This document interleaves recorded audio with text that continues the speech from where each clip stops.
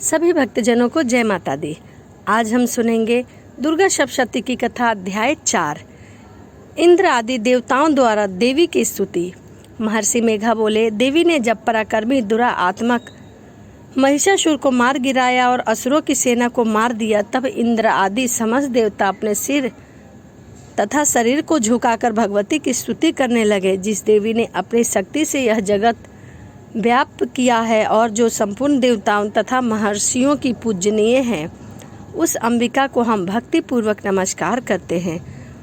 वह हम सब का कल्याण करे। जिस अतुल प्रभाव और बल का वर्णन भगवान विष्णु, शंकर, ब्रह्मा जी भी नहीं कर सके, वही चंडिका देवी संपूर्ण जगत का पालन करे और अशुभ भय का नाश करे।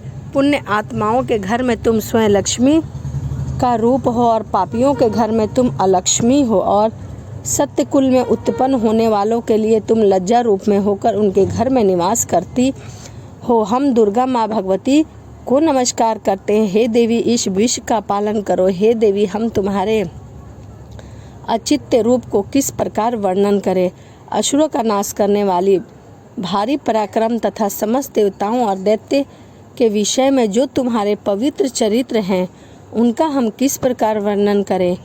हे देवी, त्रिगुणा आत्मिक होने पर भी तुम संपूर्ण जगत की उत्पत्ति का कारण हो।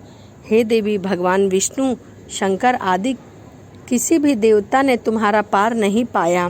तुम सबकी आश्रय हो। यह संपूर्ण जगत तुम्हारा ही अंश है, तुम्हारा ही रूप है, क्योंकि तुम सब जगत की माता हो। हे देवी, तुम्हारे जिस नाम के उच्चारण से संपूर्ण यज्ञों में सब देवता तृप्त लाभ करते हैं, वह स्वाहा तुम ही हो। इसके अतिरिक्त तुम पितरों की तृप्ति का कारण हो, इसीलिए सब आपको स्वधा कहते हैं। हे देवी, वह विद्या जो मोक्ष को देने वाली है, जो अचित्य महा ज्ञान स्वरूपा है, तत्वों के सार को वश में करने वाले, संपूर्ण दोषों को दूर करने वाले, मोक्ष की लज्जा वाले मुनिजन जिसका अभ्यास करते हैं, वह तुम ही हो। तुम वाणी रूप हो, दोष रहित ऋग और यजुर्वेद की एवं उद्गति और सुंदर पदों को पाठ वाले सामवेद की आश्रय रूप हो। तुम ही भगवती हो। इस विश्व की उत्पत्ति एवं पालन के लिए तुम ही वार्ता के रूप में प्रकट हुई हो और तुम संपूर्ण संसार की पीड़ा हरने वाली हो। हे देवी, जिससे सारे शास्त्रों को जाना जाता है, वह मेघा शक्ति तुम ही हो, और दुर्गम भव सागर से पार करने वाली नौका भी तुम ही हो।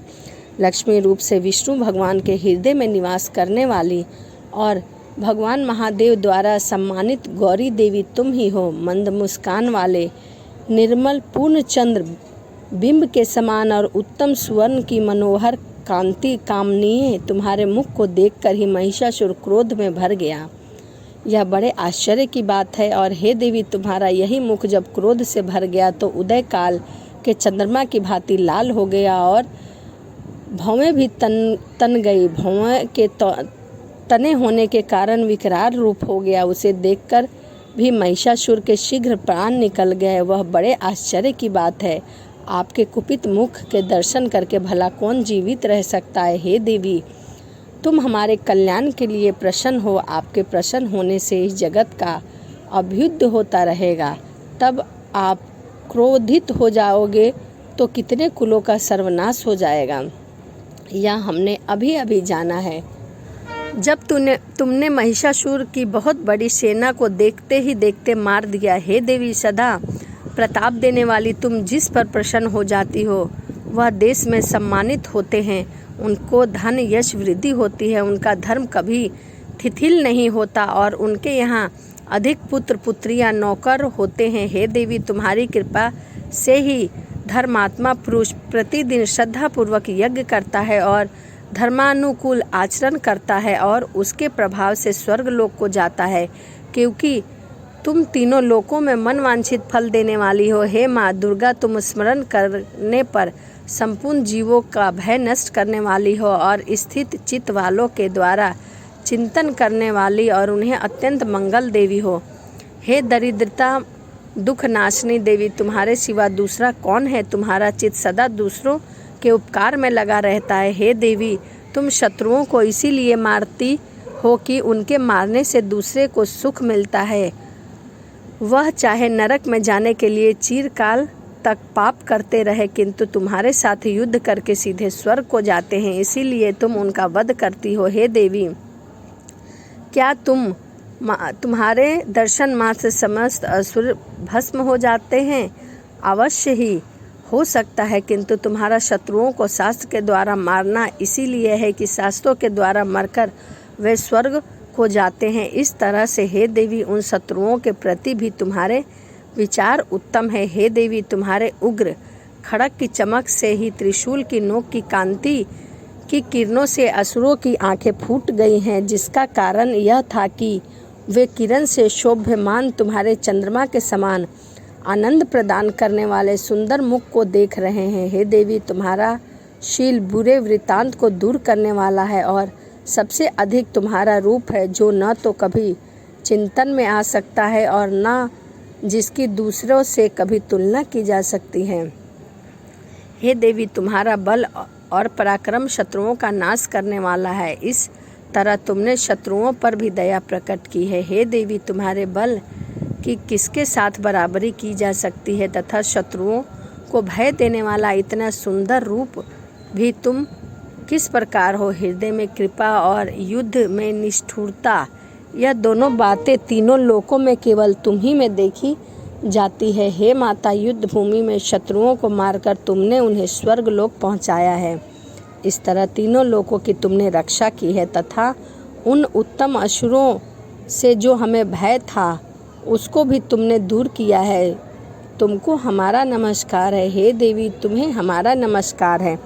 तुम शूल तथा खड़ग से हमारी रक्षा करो तथा घंटे की ध्वनि और धनुष की टंकार से भी हमारी रक्षा करो। हे चंडिका, आप अपने शूल को घुमाकर पूर्व पश्चिम उत्तर दक्षिण दिशा से हमारी रक्षा करो। तीनों लोकों में जो तुम्हारे सौम्य रूप है तथा घोर रूप है, उनसे हमारी रक्षा करो तथा इस पृथ्वी की रक्षा करो। हे अंबिके, आपके कर पल्लवों में जो खड़ग, शूल और गदा आदि शस्त्र शोभा पा रहे हैं, उनसे हमारी रक्षा करो। महर्षि मेघा बोले कि इस प्रकार जब सब देवताओं ने जगत माता भगवती की स्तुति की और नंदवन के पुष्पों तथा गंध अनुलेपों द्वारा उनका पूजा किया, फिर सबने मिलकर सब सुगंधित और दिव्य धूपों द्वारा उनको सुगंधित निवेदन की। तब देवी प्रसन्न होकर कहा, देवता, तुम सब मुझसे मन वांछित फल मांगो। देवता बोले, हे भगवती, तुमने हमारा सब कुछ कार्य सिद्ध कर दिया है। अब हमारे लिए कुछ भी मांगना बाकी नहीं रहा, क्योंकि तुमने हमारे शत्रु महिषासुर को मार डाला है। हे महेश्वरी, तुम इस पर भी यदि हमें कोई वर देना चाहती हो तो बस इतना वर दो कि जब जब हम आपका स्मरण करें, जब जब हम आपकी स्तुति करें, विपत्तियों को हरने के लिए तुम हमें सदैव दर्शन दिया करो। हे अंबिके, जो कोई भी तुम्हारी स्तुति करे, तुम उनको वित्त, समृद्धि और वैभव देने के साथ साथ उन्हें धन और स्त्री आदि संपत्ति बढ़ाएं और सदा उन पर प्रसन्न रहे। महर्षि मेघा बोले, हे राजा, देवताओं ने जब जगत के लिए तथा अपने लिए इस तरह प्रसन्न किया तो सब माँ दुर्गा तथा अस्तु कहकर वहाँ से अंतराध हो गई। हे भूप, जिस प्रकार तीनों लोकों का हित चाहने वाली यह भगवती देवताओं के शरीर से उत्पन्न हुई थी, वह सारा वृत्तांत मैंने तुमसे कह दिया है। इसके पश्चात दुष्ट असुर तथा शुंभ निशुंभ का वध करने और सब लोगों की रक्षा करने के लिए जिस प्रकार गौरी देवी के शरीर से उत्पन्न हुई थी, वह सारा वृत्तांत मैं यथावत वर्णन करता हूँ। तो यह दुर्गा सप्तशती की कथा अध्याय 4 था और आगे की कथा मैं अगली वीडियो में आपके साथ शेयर करूँगी। तो चलिए इसी के साथ वीडियो को समाप्त करते हैं और अगली वीडियो में सुनते हैं दुर्गा सप्तशती की कथा अध्याय 5। सभी भक्तजनों को जय माता दी।